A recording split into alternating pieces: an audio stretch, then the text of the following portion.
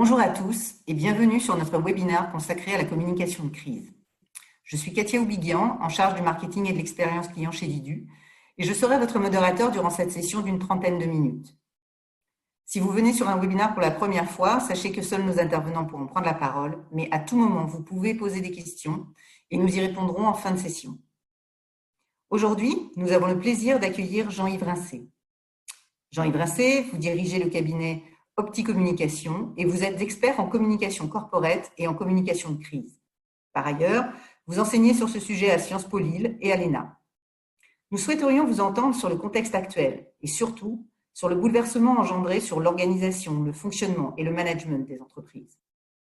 Quelles sont les conséquences de la crise du Covid-19 pour ces différentes parties prenantes et notamment sur les collaborateurs? D'accord. Bien, écoutez, merci et bonjour à vous tous et toutes. Je voudrais commencer mon intervention en essayant de resituer la crise actuelle dans un contexte, car elle est caractérisée par deux choses, cette crise actuelle, deux choses qui en font d'ailleurs un peu son unicité. Elle est particulièrement brutale.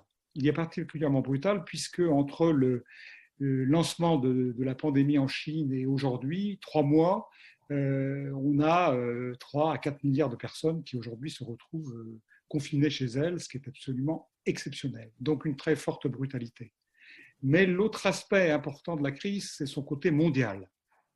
Aujourd'hui, tous les pays, à seulement quelques petites exceptions près, sont concernés par la crise et sont contraints de se mobiliser, de développer des plans pour lutter contre ce fléau. Ce qui veut dire que les moyens dont on dispose vont être difficilement partageables, puisque chacun, effectivement, va utiliser un maximum de ses possibilités pour agir contre la crise. Donc, brutalité et internationalisation sont deux caractéristiques de cette crise importantes par rapport à tout ce qu'on va avoir à dire maintenant. Deuxième chose, je voudrais caler un tout petit peu de vocabulaire pour qu'on s'entende bien sur ce dont on parle. Qu'est-ce qu'une crise, d'abord ? Une crise, elle peut se caractériser comme étant en fait un événement qui survient de façon extrêmement imprévue, de façon extrêmement brutale et qui plonge son environnement dans un contexte de très très grande gravité. Très grande gravité qui va nécessiter une réaction dans l'urgence et d'une façon très coordonnée. Si j'insiste sur cette définition, c'est que finalement, cette définition comporte en elle-même, je dirais, un certain nombre d'ingrédients, un certain nombre d'antidotes à la crise. Quand on parle d'imprévisibilité, on ne peut pas prévoir la date à laquelle survient une crise. Par contre, on peut faire preuve d'anticipation, on peut faire preuve de prévention. Quand on parle de brutalité, on ne peut pas l'atténuer lorsqu'elle survient, cette brutalité. Par contre, on peut réagir avec organisation et avec sérénité. Et enfin, quand on parle d'urgence, cette urgence va nécessiter que les réactions soient des réactions qui intègrent beaucoup de réactivité, beaucoup de souplesse et également beaucoup de coordination. Donc, une crise est terrible, mais une crise est toujours endiguable à condition qu'on ait effectivement les bons comportements, les bonnes réactions. Deuxième précision sémantique, qu'entend-on par communication de crise ? La communication de crise, ce n'est pas la gestion de crise, c'est la communication qui, sous des formes diverses, va accompagner le développement et l'évolution de la crise en adressant, et ça c'est très important, les différents publics concernés par la crise, et en les accompagnant vers ce qu'on appelle aujourd'hui la sortie de crise. Alors, 2 points très importants. La communication de crise ne s'attaque jamais aux causes de la crise. Ce n'est pas la communication de crise qui va faire disparaître le Covid-19. Par contre, la communication de crise s'attaque aux effets de la crise. Très souvent aux effets psychologiques de la crise sur les différents publics, mais aussi parfois aux effets physiques de la crise. Et l'autre point, c'est que la communication de crise agit à la fois sur les opinions, il s'agit de rassurer l'opinion face à des risques de catastrophisme ou de panique, on l'a déjà vu en début de crise dans les magasins, etc. Travail sur l'opinion, mais aussi travail sur les comportements. La communication de crise va veiller à enclencher des comportements positifs pour lutter contre la crise. C'est par exemple les gestes barrières, c'est par exemple le respect du confinement, c'est la distanciation sociale, qui sont autant de comportements que les pouvoirs publics nous demandent aujourd'hui. Donc la communication de crise agit sur l'opinion et agit sur les comportements. Quand on parle des publics de la communication de crise, ils sont variés, ils sont plus ou moins importants. Il est sûr qu'aujourd'hui, on est face à des publics extrêmement nombreux, puisque tout le monde est concerné par la crise du Covid-19 et que la communication, par les pouvoirs publics, par les entreprises, par les corps intermédiaires, elle doit se développer auprès de ceux qui agissent, auprès de ceux qui sont des relais et auprès de ceux qui sont victimes de la crise. Donc on comprend qu'aujourd'hui, on est dans une situation qui est complexe parce qu'on a peu de temps. On voit bien que le virus se propage vite. Il faut parler à tout le monde. Et les risques de discours qui se contrarient sont nombreux. Et en même temps, on doit gérer notre espace national en considérant qu'on est dans un espace européen, mais aussi dans un espace international. Alors, venons maintenant sur le sujet qui nous concerne particulièrement, qui est celui des entreprises au sein de cette crise. Que doivent-elles faire? Comment doivent-elles communiquer? Vers qui doivent-elles communiquer?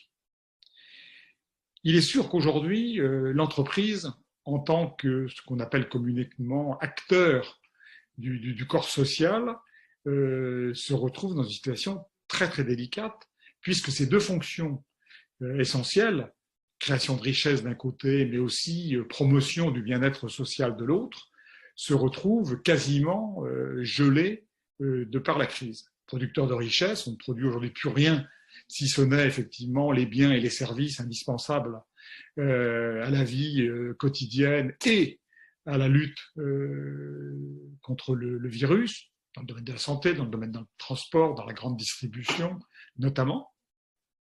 Promoteur du bien-être social, c'est difficile puisqu'aujourd'hui les collaborateurs ne sont plus dans l'entreprise et que ce qu'on appelle le bien-être social, c'est-à-dire la création d'emplois, la création de formations, l'amélioration des conditions de travail, aujourd'hui, ce n'est pas la préoccupation des entreprises dans cette situation de crise.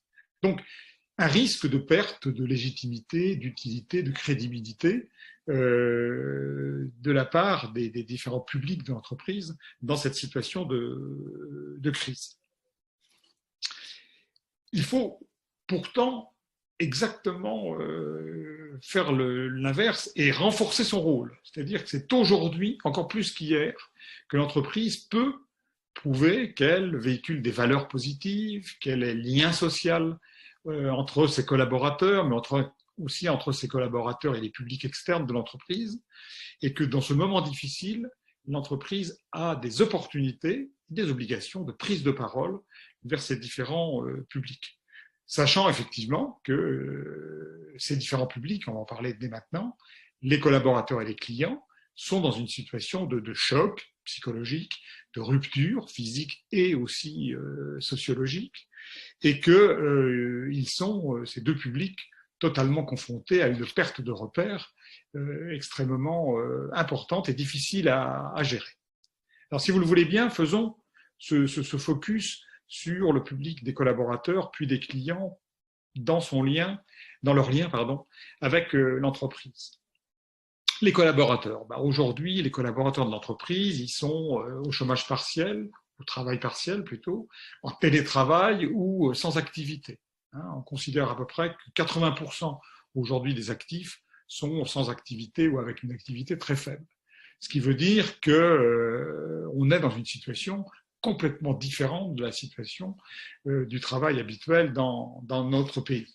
Je qualifierais le public des collaborateurs comme étant un public aujourd'hui à la fois désorienté et anxieux, voire angoissé. 5 raisons à cela. La première, c'est qu'il n'y a plus de lien physique entre l'entreprise et le collaborateur et que ce qui crée, je dirais, l'unité et l'intégrité d'une communauté professionnelle n'existe plus ou est beaucoup plus difficile, du moins, à faire fonctionner. À la distanciation sociale qui est demandée par les pouvoirs publics, se superpose une distanciation professionnelle, cette fois-ci, qui va en rajouter, je dirais, au sentiment d'isolement du collaborateur. Le deuxième point, c'est que l'activité d'un collaborateur est profondément aujourd'hui modifiée. Soit elle est extrêmement diminuée, soit elle est transformée parce qu'il est en télétravail. Et quand elle est télétravail, il faut organiser les choses différemment. On redélimite le périmètre de travail du collaborateur. On travaille beaucoup plus en système, on va revenir tout à l'heure, objectif-résultat. C'est la façon qu'a l'entreprise de contrôler le travail de son collaborateur. Donc, mon activité est modifiée par le fait que je suis en télétravail et non plus dans l'entreprise. La troisième caractéristique qui crée effectivement de la perte de repères et des difficultés, c'est la cohabitation entre la vie professionnelle et la vie familiale. Soudainement, on se retrouve dans quelques dizaines de mètres carrés à à exercer ses activités familiales et en même temps ses activités professionnelles, souvent à deux. Les conjoints respectifs sont en télétravail, ils doivent cohabiter professionnellement et il faut cohabiter évidemment avec les enfants dont on a en charge en plus pendant cette période l'enseignement qui n'est plus effectivement rempli par les écoles. Donc il faut partager un espace commun, il faut partager du temps commun et tout ça est effectivement très complexe. La quatrième caractéristique, c'est le management même est bouleversé. On parle d'ailleurs de télémanagement puisqu'il n'y a plus de contact physique entre les managers et les collaborateurs. Et que cela, c'est compliqué parce que le travail se fait beaucoup plus par un système objectif-résultat. Puisque tu n'es pas à côté de moi, je te dis que ton objectif sera celui-là et que tu devras atteindre tel résultat et que tu devras reporter de cette façon-là. Donc il y a un formalisme qui n'existe pas forcément dans le management traditionnel en entreprise. Et puis, le télémanagement va créer effectivement une pression sur le collaborateur qu'il va s'agir effectivement de gérer. Et enfin, la dernière caractéristique pour le collaborateur, c'est qu'il a une entreprise qui lui parle du quotidien, de ce qu'il y a à faire aujourd'hui, on est dans le 24-24, il n'y a plus de vision d'avenir. Et qu'en fait, il ne sait pas trop bien, finalement, si en étant concentré que sur l'instant, il existe bien un avenir pour lui et pour son entreprise. Et on va le voir plus loin que la nécessité pour l'entreprise d'avoir un discours sur demain, la sortie de crise, le redémarrage est absolument, ça j'insiste beaucoup sur ce point, est absolument fondamental et essentiel. En conclusion, il y a une double inquiétude pour le collaborateur. Il a l'inquiétude, comme tout le monde, face au virus, il fait tout pour ne pas être contaminé, mais il a une certitude supplémentaire qui est celle de son avenir professionnel et donc de sa survie un peu économique, survie personnelle et survie de son ménage. Et tout ça est effectivement très lourd et très difficile à gérer. Le client, lui, je le qualifierais comme étant un public à la fois compréhensif, mais en même temps exigeant. Alors compréhensif, parce que le client, il est dans le business, lui aussi. Et dans le business, il est comme l'entreprise, lui-même client d'un autre. Il est un peu, je dirais ça trivialement, dans la même galère que l'entreprise, donc il y a de la compréhension qui peut s'effectuer entre les deux. Mais il est en même temps très exigeant. Il est en même temps très exigeant puisque sa propre activité dépend pour une part de celle de l'entreprise et qu'il attend donc, même dans cette période de difficulté de crise, des solutions, des transitions, des compensations à la difficulté qu'il rencontre. Il ne faudrait pas croire que le client il dit ça y est, on se revoit dans 2 mois, on se revoit dans 3 mois. Il y a une activité qui a été stoppée brutalement. Comment gérer cette activité un peu durant cette période de crise? Donc compréhensif, mais exigeant, et notamment il veut connaître encore plus que le collaborateur vraisemblablement les conditions de la reprise. Comment ça va se passer donc, quand tout va redémarrer? Est-ce que vous allez me livrer ce que vous devez? Est-ce que vous reprenez votre activité de la même façon? Est-ce que je peux être assuré de maintenir avec vous une relation commerciale de qualité et efficace? Ce qui relie au fond ces deux publics, les collaborateurs et les clients, c'est un risque. C'est le risque de perte de confiance. C'est le risque de perte de confiance dans l'entreprise dont je suis le salarié ou dont je suis le client. Risque de perte de confiance pouvant aller même jusqu'à méfiance voire défiance dans l'entreprise. Hein, et que face à tout ça, il n'y a qu'une réponse. C'est comment apporter une forte réponse de réassurance à ces deux publics. Finalement, l'entreprise doit tout faire vis-à-vis de ses collaborateurs et de ses clients pour à la fois offrir un appui solide sur l'existant, mais à la fois aussi une perspective pour demain. Alors, la communication de crise, j'ai envie de dire, il y a deux maîtres mots clés pour elle. C'est d'un côté confiance, on vient d'en parler, et c'est de l'autre côté créativité. Confiance. Il est indispensable que la communication de crise contribue à maintenir, à développer la confiance à tous les niveaux de l'entreprise. Confiance dans son organisation, confiance dans son fonctionnement, confiance dans son management et confiance, bien sûr, dans son avenir. Et c'est les 4 objectifs, en fait, que doit poursuivre la communication de crise en période comme celle que l'on connaît actuellement et pour les entreprises. Contribuer à maintenir l'intégrité et l'unité de l'entreprise. À comment faire en sorte que quelque chose qui physiquement n'existe plus, virtuellement continue d'exister. Eh bien, il faut faciliter et favoriser impérativement des moments, des occasions de partage et d'échange entre les collaborateurs et le management. Il faut apporter réponse, et ça c'est très important, réponse aux collaborateurs sur toutes les questions qu'ils peuvent se poser. C'est-à-dire mettre en place des dispositifs pour accueillir ces questions et mettre des dispositifs pour répondre à toutes ces questions. En fait, il faut reconstruire des moments online qui réinstallent en fait le collaborateur au sein de son entreprise. Je ne suis plus physiquement dans mon entreprise, mais j'ai à ma disposition des outils, des services qui font qu'à tout moment, je me retrouve en lien avec mes managers, avec mes collègues, et que j'ai la possibilité de parler, d'échanger, et j'ai la possibilité évidemment d'exercer mon activité. Et ça, c'est une problématique de communication. Que vais-je dire et comment vais-je le dire? Deuxième objectif, réussir à faciliter le fonctionnement des activités qu'on a sauvegardées, le travail des collaborateurs à distance. La communication doit servir à ça. C'est-à-dire que c'est par la communication qu'on va pouvoir rassurer, qu'on va faire de la pédagogie, qu'on va apporter des conseils aux collaborateurs pour qu'ils aillent à exercer leur activité dans des meilleures conditions. C'est d'ailleurs une opportunité, ce moment de crise, de faire de la réflexion sur l'ingénierie des postes de travail. On va y revenir un peu plus loin sur ce point. Non seulement il faut faire en sorte que l'activité s'exerce comme s'exerçait avant, mais c'est aussi une période où on peut se poser des questions sur les progrès à apporter à l'ergonomie des postes de travail, aux process qui existent. La troisième caractéristique, le troisième objectif de la communication de crise, c'est de réussir à matérialiser et à incarner le management à distance. Le manager, il n'est plus là, il n'est plus à côté de vous, il ne serre plus la main le matin, il ne vient pas donner une petite tape sur l'épaule, il n'est pas derrière son bureau à vous expliquer quelque chose. Comment réussir, par la communication, à faire en sorte qu'au domicile de chaque collaborateur, il soit là, quand on en a besoin, pour rassurer, pour expliquer. Donc là encore, c'est pareil, il faut inventer ce télémanagement en donnant aux managers l'occasion d'avoir des prises de parole, l'occasion d'animer des groupes, l'occasion d'introduire des réflexions qui vont être partagées par l'ensemble des collaborateurs.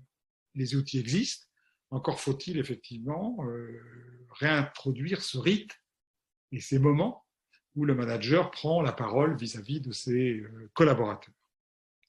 Quatrième et dernier objectif de la communication de crise vis-à-vis des collaborateurs, c'est vraiment de réussir à élaborer un discours sur l'après-crise et sur l'avenir collectif de l'entreprise, mais aussi sur l'avenir de chacun.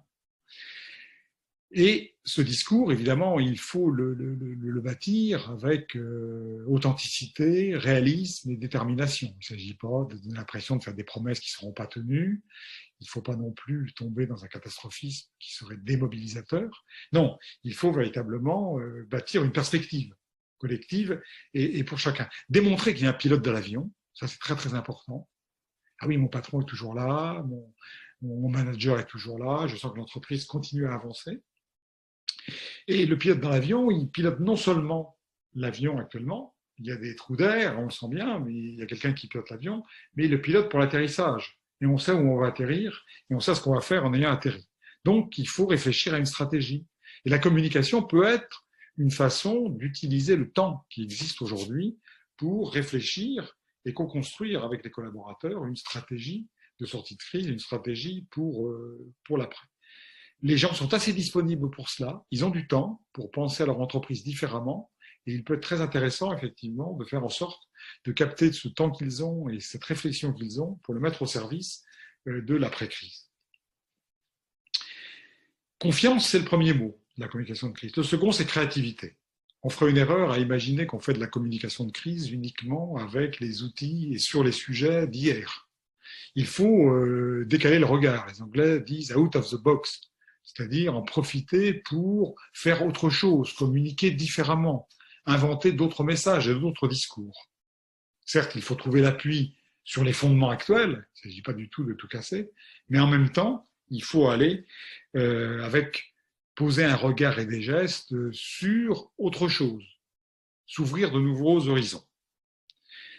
Communément, on pourrait dire que vaincre la crise, c'est s'appuyer effectivement sur les leçons du passé, mais c'est surtout inventer des choses pour demain. Et on mobilisera, et c'est très important pour les managers, d'autant mieux les collaborateurs qu'ils auront le sentiment de se retrouver sur une promesse de changement, sur une promesse de nouveau. On n'a pas envie forcément de sortir de la crise pour revenir exactement comme avant, on a envie de sortir de la crise pour accéder à quelque chose qui s'enrichira des enseignements qu'on aura tirés de la crise. D'où la nécessité de profiter de cette période pour inventer avec ses collaborateurs une relation différente et en les faisant contribuer beaucoup plus qu'auparavant. Moi, je crois personnellement beaucoup à la co-construction, à l'écoute de l'autre et à l'enrichissement mutuel dans des ateliers de partage. Et la crise est une occasion de le faire. Ce qu'on ne sait pas faire en temps normal que de réunir 20 personnes dans une salle pour discuter pendant une heure d'un sujet, on doit pouvoir créer un chat, on doit pouvoir faire une visioconférence sur un sujet et réunir à distance une quinzaine de collaborateurs, de sites différents, d'activités différentes, de responsabilités différentes pour parler d'un sujet. Alors cette créativité, elle doit s'exprimer à la fois dans ce qu'on va dire, dans les discours, dans les messages. Et là, il faut inventer des choses. Il faut que l'entreprise se mette éventuellement à parler un petit peu différemment, mais aussi dans les contenants, dans les tuyaux qu'on va utiliser. Aujourd'hui, avec l'intelligence artificielle, avec l'intelligence conversationnelle, avec les nouvelles technologies, on a beaucoup de ressources à disposition pour créer ces outils et ces procédés qui vont faire que la relation va être différente entre l'entreprise et ses publics. Donc, profitons du temps qui nous est donné aujourd'hui pour initier une communication, moi, que j'appelle différente, à la fois dans son fond et à la fois dans sa forme. En conclusion, je dirais que le virus, c'est en fait un peu comme un sérum de vérité qui nous est injecté au pouvoir public, aux entreprises, mais un peu à chacun d'entre nous. Et ce sérum de vérité, il va faire un petit peu, il va révéler, je pense, les faiblesses et les forces de chacun. Gageons que la crise incite à une communication de renouveau, parce que finalement, ce qu'il est difficile de changer quand tout va bien, parce qu'il y a la routine, ça devient possible en temps de crise. Voilà. Je vous remercie pour votre attention. Merci beaucoup, Jean-Yves. En préparant ce webinaire, vous nous aviez soumis cette phrase qui résume aussi votre propos. La crise est un moment où le passé présente sa note, mais c'est aussi, vous le disiez à l'instant, un moment qui rend créatif. Et on le voit tous les jours aussi, qui rend solidaire. Chez Didu, nous avons immédiatement réfléchi à ce que nous pouvions faire pour aider à passer cette période. Et dès que l'annonce du confinement a été annoncée, nous nous sommes réunis et nous avons sorti une offre pour aider les autres entreprises. Et je vais passer maintenant la parole à Yannick Larsin, notre directeur produit, qui va vous la présenter en quelques mots. Yannick, la parole est à toi. Bonjour, merci Jean-Yves pour cette présentation et merci Katia. Nous avons vu à quel point la communication est un élément primordial dans la gestion des symptômes de crise, notamment pour maintenir le lien entre les différentes personnes, pour procurer de l'information, pour maintenir la confiance. On vient juste d'en parler à l'instant. Il existe pour cela un ensemble d'outils de communication à notre disposition, notamment cette période de confinement, de télétravail et de relations à distance. On peut par exemple citer le téléphone, la visioconférence, la messagerie instantanée ou encore le chatbot. Avec plus de 10 ans d'expérience dans les chatbots, Didu a développé une plateforme de création et de gestion de bots sans dev ni code et dispose aujourd'hui d'une expérience importante sur ce domaine.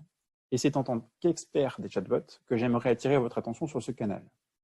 Le chatbot est un robot conversationnel qui traite les questions les plus fréquentes en langage naturel, que ce soit de vos clients ou de vos collaborateurs.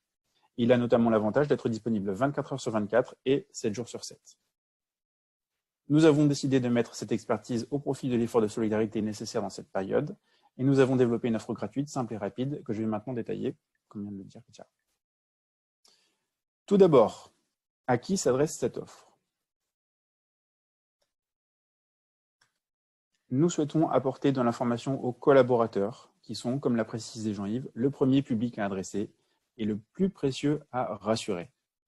Notre offre vise donc les DRH et ou DSI qui ont besoin de se focaliser sur les problématiques complexes, la continuité de l'activité à court terme et les actions à moyen et long terme pour préparer la sortie de crise, tout en ayant un outil qui continue à gérer toutes les questions entrantes qui sont aussi de vrais besoins. Pour cela, nous avons établi cette offre sur 4 piliers. Premièrement, la rapidité. Nous avons pour objectif de mettre en place cette offre chez nos clients en moins de 48 heures après la validation de l'inscription. Deuxième point, la simplicité. Vous n'avez pas besoin de connaissances techniques particulières ou vous n'avez pas besoin de comprendre comment fonctionne la reconnaissance en langage naturel. Ce sont des domaines complexes que nous avons l'habitude de traiter et que nous gérons pour vous. Troisième point, la personnalisation. Vous définissez les réponses qui correspondent à votre entreprise. Nous savons que chaque cas est particulier et nous voulons que votre chatbot réponde selon votre organisation. Dernier point, la gratuité. Nous souhaitons participer à l'effort global dans cette période de crise. Sur la base de ces piliers, nous avons développé une offre comprenant une fenêtre de dialogue, ou chatbox, et une base de connaissances. La fenêtre de dialogue, c'est celle qui permet de discuter avec un bot en affichant une icône en bas à droite de la page sur laquelle l'utilisateur peut cliquer pour afficher une fenêtre de chat. Et dans cette fenêtre de chat, il est invité à poser ses questions en langage naturel, questions auxquelles le bot pourra répondre. Sur la base de connaissances, elle permet la bonne compréhension du bot.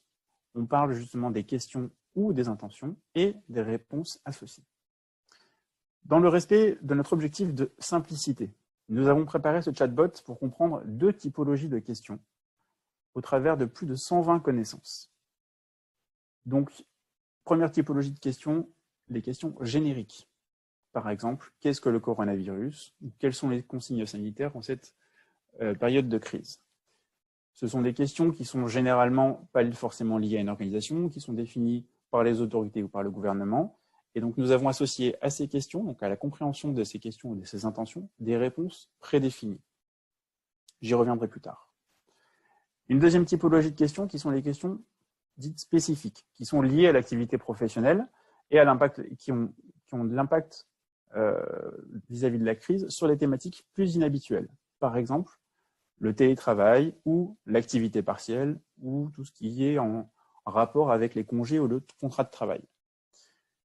Le travail a été relativement important sur ces questions-là puisqu'on a voulu mettre à disposition des thématiques et des intentions relatifs à ces sujets-là pour que vous puissiez y apporter vos réponses liées à votre organisation. Je reviens sur la personnalisation. Chacune des thématiques est personnalisable ou activable. C'est-à-dire que si dans votre organisation, vous n'avez pas d'activité partielle, vous pouvez laisser cette thématique de côté, ignorer ces questions-là, ignorer cette thématique et répondre juste aux thématiques qui sont applicables à votre organisation. Et le chatbot pourra traiter ou pas les sujets que vous avez définis et que vous souhaitez traiter au sein de votre chatbot. Donc, on est vraiment personnalisé selon votre organisation. Comment est-ce qu'on met en place cette offre-là? On la met en place en 6 étapes. Première étape, vous vous inscrivez. Le lien est disponible sur notre page d'accueil d'Idu. Vous avez une page dédiée à cette offre-là où nous allons vous envoyer un lien dans le mail qui va partir juste après ce webinaire. Deuxième étape, vous allez valider votre inscription par un de nos collaborateurs qui va vous rappeler pour valider avec vous les différents prérequis, prérequis administratifs. Notre offre s'adresse principalement aux entreprises et prérequis techniques.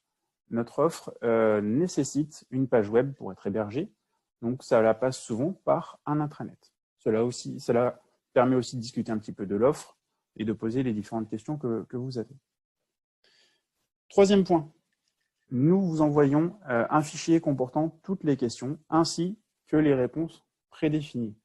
Des réponses prédéfinies par rapport aux questions qui sont relativement globales. À vous de voir si justement vous souhaitez revoir ces questions-là, si vous souhaitez les modifier, si vous souhaitez en supprimer, et surtout à compléter les thématiques qui sont les vôtres au sein de votre organisation. Je reviens par exemple avec le télétravail, l'activité partielle ou le contrat de travail. Donc, quatrième point, la complétion des réponses par vous. Cinquième point, nous intégrons vos réponses dans notre back-office. On revient sur de la simplicité. Et nous vous retournons le script pour héberger le chatbot sur votre intranet. Du coup, dernière étape, l'intégration du script par le client sur votre espace, sur vos pages ou sur votre page, qui mettra à disposition le chatbot de vos utilisateurs. Et avec ces 6 étapes, c'est terminé, vous avez déjà un chatbot qui fonctionne. Pour la petite histoire, ça fonctionne bien sur l'ensemble des étapes. On l'a testé, on l'a mis en place, un client l'a déployé en moins de 48 heures. Donc on est bon sur le principe et on est bon dans la réalité. Une fois que le chatbot est lancé, la maintenance reste simple. Si certaines de vos réponses nécessitent d'être modifiées ou mises à jour, vous nous envoyez simplement la nouvelle réponse à mettre à jour, en indiquant également la question relative, et nous l'intégrerons dans notre back-office.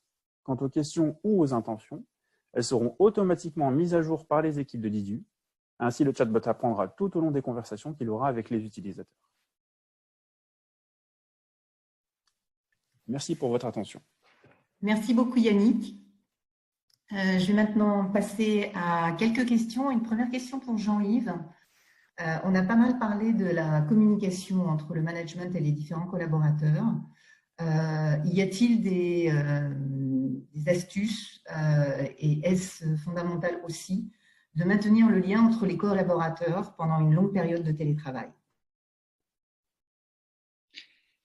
Oui, c'est fondamental de maintenir le lien entre les collaborateurs dans les périodes de télétravail, puisqu'il s'agit d'essayer, autant que faire se peut, de reconstituer un petit peu la vie dans l'entreprise, mais cette fois-ci à distance. Je le disais tout à l'heure, la perte des repères est sans doute quelque chose d'extrêmement préjudiciable au fonctionnement d'une entreprise, lorsqu'un collaborateur, effectivement, se retrouve sans lien direct avec ceux qui font son quotidien quand il travaille. Alors, il est facile de le dire, c'est peut-être un peu plus compliqué de le mettre en œuvre. Hein. L'entreprise est obsédée par la mise en place de systèmes qui créent du lien entre les managers et les collaborateurs, entre les collaborateurs et les publics externes, entre les collaborateurs eux-mêmes. C'est sans doute pas la priorité. Pour revenir sur un point que j'ai abordé dans mon exposé, il y a quand même des opportunités pour ça. Lorsqu'il s'agit de faire travailler ensemble, réfléchir ensemble sur des sujets, faire de la co-construction, comme je le disais tout à l'heure, là, on a la possibilité de créer des espaces virtuels où les collaborateurs se retrouvent entre eux pour effectivement réfléchir, partager et construire l'après de l'entreprise. Je pense que maintenir quelques moments festifs ou promouvoir et faciliter quelques moments festifs ou conviviaux entre les collaborateurs, ça pourrait être une préoccupation de l'entreprise. On sait bien que quelqu'un qui se sent bien dans son entreprise avec ses collaborateurs a de toute façon une efficacité, une productivité plus importante. Donc il n'y a pas de raison que dans une situation de télétravail, il n'en soit pas de même. Voilà. Donc pour vous répondre, oui, c'est une préoccupation dont il faut sans se prendre, qu'il faut prendre en compte. Ça peut être aussi d'ailleurs une préoccupation qui soit prise en compte par les organisations professionnelles. dans une période comme celle que nous vivons. Je ne sais pas si c'est le cas, mais ça fait partie effectivement du rôle des organisations professionnelles que de maintenir le lien entre les salariés. Peut-être ont-elles elles-mêmes des idées ou des systèmes à proposer aux collaborateurs. Merci Jean-Yves. Une autre question plutôt pour Yannick. En ce qui concerne la base de co, peut-on la récupérer pour l'intégrer dans un chatbot déjà existant plutôt que d'en créer un nouveau? Alors aujourd'hui, sur la base de co, nous avons fonctionné sur ce principe de simplicité et de rapidité. Donc, il n'est pas possible de la récupérer et de l'intégrer sur une base de connaissances existante. Cela pour éviter en fait de casser le lien dans la mise à jour qu'il pourrait y avoir. Tout à l'heure, je parlais justement de la maintenance. Cette maintenance au niveau de la base de connaissances, elle est effectuée par Didu sur tout l'aspect des intentions et des questions. Si nous faisons ce transfert en fait, de base de connaissances, cet aspect de la maintenance effectué par Didu ne pourra plus être effectué. Et donc, pour rester fidèle à nos principes de simplicité, nous ne prévoyons pas de faire ce transfert-là sur une base de coexistante. Merci. Peut-être une dernière question pour Jean-Yves. On a parlé beaucoup de communication de crise. Maintenant, en espérant que ça arrive le plus vite possible, comment repère-t-on le moment et y a-t-il des préconisations pour repasser à une communication normale après une communication de crise? Alors, la sortie de crise est quelque chose d'assez difficile à déterminer, à définir et à préciser. Ce n'est pas une date précise, c'est une période dans laquelle progressivement les choses vont se remettre en ordre. Et on le voit bien actuellement quand on parle de déconfinement.